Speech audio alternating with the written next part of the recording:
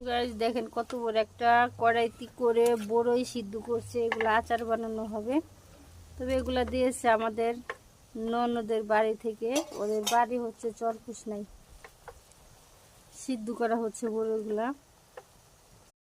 বন্ধুরা দেখেন এখানে আমাদের ভাঙানো তেল, খাঁটি সর্ষের তেল। এখানে কড়াইতে তেল দিয়ে দিয়েছে এলাচ, দারচিনি, থাল, হালকা একটু মরিচের গুঁড়ো। আজকে হচ্ছে আমাদের বড়ির আচার বানাবো কি আমি বানাচ্ছি না, হয়তো আমার শাশুড়ি উনি বানাচ্ছে। আর বড়িগুলো দিয়েছে আমার ননদের বাড়ি থেকে। তো দেখেন ওইখানে তেলগুলো এখানে গরম হয়ে গেছে, প্রায় বাগারটা এসে গিয়েছে। তো এখন বড়িগুলা ঢেলে দিবে মনে হয়। না, কড়াইটা চেঞ্জ করে নিচ্ছে উনি। আমি তো ভাবছিলাম মধ্যে এই কড়াইতে দিবে, আসলে না, অনেকগুলো আছে তো তাই কড়াইতে ঢেলে দিচ্ছে। দেখেন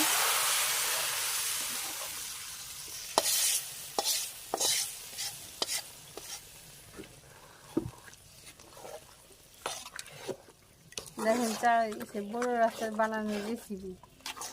আচার বানানো শেষ।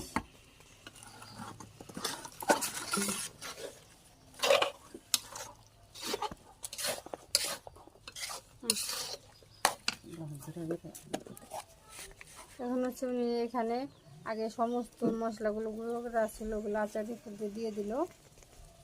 বাহ, ফ্লেভারটা তো দারুণ আসছে।